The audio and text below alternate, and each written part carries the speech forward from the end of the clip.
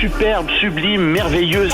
Sauf que ce gars-là est quand même rationnel et pragmatique. Mais ça pose un très grave problème. Je t'assure qu'il n'y a aucun politologue sérieux qui va te dire « Oh, j'ai le droit! » Un politologue, pas comme les autres. Loïc Tassé. C'est pas le temps de faire ça. Monsieur Tassé, bonjour. Monsieur Dutrisac, mes hommages. Israël est accusé d'avoir fait quoi encore, là? Ben, cette fois-ci, ils ont... En fait, la dernière fois, remarque, sur l'hôpital, il y a de plus en plus de choses qui sortent et on a vraiment l'impression que c'est le Hamas qui a fait ça. As-tu on vu a les montré images? des photos As-tu du vu les cratère, images? etc. Ben, Oui. Même pas un cratère. Il y a des nids de poules plus gros que ça à Montréal. Non, mais c'est une roquette. Est-ce que le Hamas sévit à Montréal? Non, c'est pas là-dessus. Mais dans The Guardian, le journal anglais, il y a des photos, puis il montre le stationnement, puis il dit c'est comme ça peut pas être un missile, c'est pas assez profond, puis les photos montrent que c'est une crevasse de roquette. Oui, ça a vraiment l'air d'être quelque chose qui est plus petit. Puis bon, il y avait des gens qui étaient là, il y a eu des morts quand même, là, mais ça semble pas être Israël qui a fait ça de plus en plus. On a l'impression que effectivement c'est le Hamas qui l'a fait. Puis comme je te disais, politiquement, on voit pas pourquoi Israël aurait fait ça. Cependant, ce qu'ils ont fait, c'est qu'ils ont quand même atteint avec leur roquette, puis ça c'est eux, ils ont atteint la plus vieille église grecque orthodoxe de Gaza, une église qui date du 12e siècle, qui a été détruite en partie, et dans laquelle il y avait des gens qui étaient réfugiés, des chrétiens, des musulmans, et donc ils ont détruit ça. Et ça, c'est impardonnable d'avoir fait ça. Ils vont dire que c'est une bavure, c'est une erreur, ils savaient pas, etc. C'est la guerre, je veux bien, mais ça fait beaucoup de bavures, ça fait beaucoup. Puis de toute façon, tu sais, ils ont bombardé. Moi, ce que je trouve épouvantable, c'est qu'ils ont bombardé le sud de Gaza. Ils ont bombardé la route qui mène de l'Égypte à Gaza. Les camions ne peuvent plus passer. On est en train de réparer la route et ça retarde d'autant l'entrée d'aide humanitaire. Et ça, c'était très, très volontaire. Et ici, on voit bien que il y a une partie de l'armée israélienne là, qui n'a rien à faire des motifs humanitaires et qui se comporte qui fait des crimes contre l'humanité. Je pense qu'on peut aller le Hamas non plus. Faut pas oublier les horreurs qu'a commises le Hamas. Non plus. Moi, je pardonne rien au Hamas ni au Hezbollah qui sont plus au nord. Je suis tout à fait d'accord avec toi. Mais je veux pas non plus être naïf puis penser que Israël mène une belle petite guerre bien propre. Non. C'est pas ça qui se passe. Et on se demande quand est-ce qu'ils vont entrer. Ils sont toujours pas entrés. Puis, tu sais, la situation demeure extrêmement explosive. C'est peut-être pour ça d'ailleurs qu'ils n'entrent pas pour le moment parce que ils ont très peur de la réaction du Hezbollah. Mais c'est sûr que la situation demeure extrêmement volatile et c'est certain que empêcher l'aide humanitaire de rentrer, même si on sait qu'une partie de cette aide va aller au Hamas, ça demeure. Je suis désolé de le dire comme ça, mais c'est un crime de guerre de faire ça. Parce qu'il y a des gens qui meurent pour rien, des innocents. La saga entre l'Inde et le Canada n'est pas terminée. Hein? Non. Il y a 41 diplomates canadiens qui sont partis et ça fait la manchette autour du monde. Hein. Je regarde toujours les grands réseaux autour du monde. Oui, ça c'est en première page. Le Canada retire. Oui, mais est-ce que le Canada a demandé à l'Inde de retirer un certain nombre de diplomates, tu sais, pour faire contrepoids? Non, rien. Ben, sais-tu ce que ça fait? C'est que ça projette l'image d'un pays extrêmement faible qui se tient pas debout. C'est ça que ça fait. As-tu entendu Mélanie Joly répondre à ça?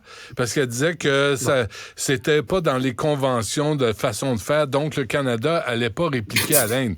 Mais c'est parce que t'as l'air d'un peu heureux, là. N'importe quoi. Ouais. N'importe quoi. De toute façon, le droit international, je te l'ai dit, c'est un droit extrêmement faible et c'est le précédent qui crée la convention, Alors, dans ce cas-ci, ben oui, le Canada aurait pu renvoyer un certain nombre de diplomates très, très facilement, puis dire, ben savez-vous, on va en prendre 20, tu sais, par exemple. Tu sais, nous, on va en envoyer 20, ou je sais pas, plus, peut-être 50, mais tu sais, allez-vous-en. Très bien, vous voulez jouer à ça, on va faire ça. Ouais. Non, on est gentil, on tend l'autre joue. Tu sais, c'est le côté fleur bleue de Justin Trudeau. Tu sais, faut faire attention, faut être gentil. Ben oui, c'est ça. Tu te fais manger la laine sur le dos, puis ça donne une image à l'échelle internationale qui est très mauvaise, puis ça affaiblit le Canada, cette image-là. Un pays de chiffre molle, hein, parce que pendant ce temps-là, tu fais face à des gens crinqués, là, des djihadistes, entre autres, ou des crinqués. En Inde, oui. Puis en Inde, ce que t'as, ce sont des crinqués nationalistes hindous. C'est du nationalisme politico-religieux hindou auquel tu fais face.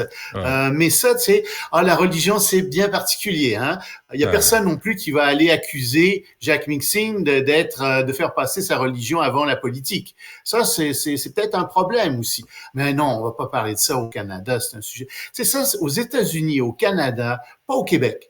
Mais il y a vraiment un problème avec la religion, et la religion qui se mêle de plus en plus à la politique. Et nous, on fait comme si c'était tout à fait normal, puis que ça avait aucune conséquence. Ben non, ça a des conséquences très graves. Au Mali, Loïc? Oh, ça a gelé. Ce qui est en train d'arriver là-bas, c'est que... Oui. Ça a gelé, mais j'ai cru comprendre quand le hic t'avait dit « oh », donc j'ai cru comprendre que ça s'adressait à moi. Donc, au Mali, donc, la junte est vraiment dans une situation catastrophique. Il y a là-bas non seulement la France qui aidait le Mali à lutter contre les djihadistes, mais aussi il y avait un corps qui était de l'ONU qui était là, la MINUSMA, et il se retire. C'est la junte qui a dit non, allez-vous-en, etc. Ils doivent se retirer d'ici décembre. Oh, surprise, ils se retirent plus vite que prévu. Il se retire plus vite que prévu, puis ça fait pas l'affaire de la junte qui est débordée par le djihad, qui se rend compte qu'elle est pas capable de lutter toute seule contre le djihad. Alors, il faut que ce soit la faute de quelqu'un. C'est la faute de la France. C'est la France qui fait des manœuvres pour que l'ONU se retire plus rapidement. N'importe quoi. Et tu vois ici, encore une fois, que la France, comme parfois les États-Unis, comme parfois le Canada, enfin, les pays occidentaux en général, ont le dos très, très large pour excuser n'importe quelle incompétence dans certains pays, et c'est ça que tu as en ce moment au Mali, tu as de l'incompétence crasse, et il faut trouver un coupable, il faut trouver un bouc émissaire, c'est la France, évidemment, qui est le bouc émissaire de ça. Et la population va marcher là-dedans, parce que la population n'a pas le droit d'avoir, par exemple, les nouvelles françaises, tout ça, c'est bloqué maintenant, c'est interdit, donc effectivement, ils n'ont qu'un point de vue, c'est celui du gouvernement du Mali, qui est très proche d'ailleurs du point de vue russe, comme par hasard. Ouais, comme par hasard. Et la Chine, pendant ce temps?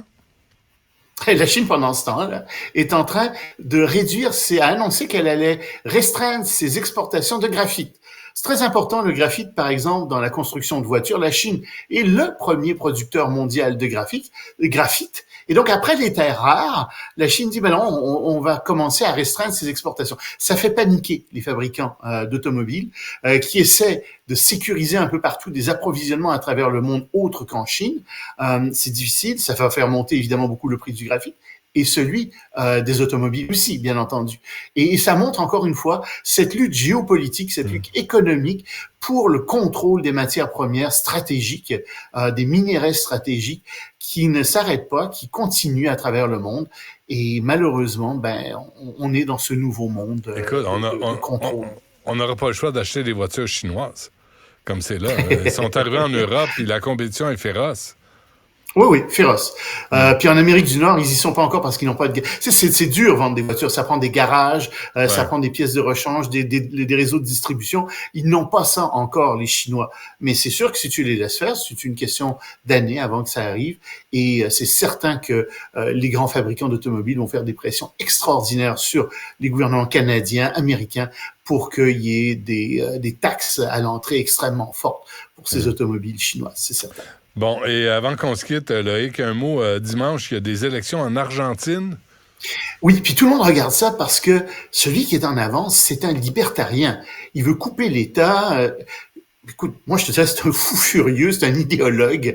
Il veut tout couper. Et l'Argentine était plutôt à gauche, mais ça allait très mal en Argentine. Il y a un taux d'inflation de 125%, taux de chômage extrêmement élevé. Les gens sont pauvres en Argentine. Et donc, ils sont prêts à tout maintenant. Et ils sont prêts à suivre ce gars qui promet d'adopter le dollar américain, de laisser tomber la devise, qui veut couper, comme je te dis, la moitié des ministères un peu partout. Ça fait penser un peu à Poilièvre, d'une certaine manière. Et donc, c'est pour ça qu'on suit ça aussi. Et dimanche, il y a de très, très fortes chances d'entrée de très forts risques, je te dirais vraiment, honnêtement, de rentrer en Argentine. On va suivre ça parce que c'est malheureusement un courant qui n'existe pas qu'en Argentine. On le voit en Europe de plus en plus avec la Slovaquie, la Hongrie, etc., l'extrême droite, la France, l'Italie. Et ici, comme je te disais tout à l'heure, on a Poilièvre qui fait partie de ce courant d'extrême droite. Je pense pas qu'il soit extrême droite. Faut pas exagérer. Ah oui. Ben, il veut tout couper. Donc. Ben non, mais je comprends. Là, il est à droite, mais pas extrême droite. Faut faire attention.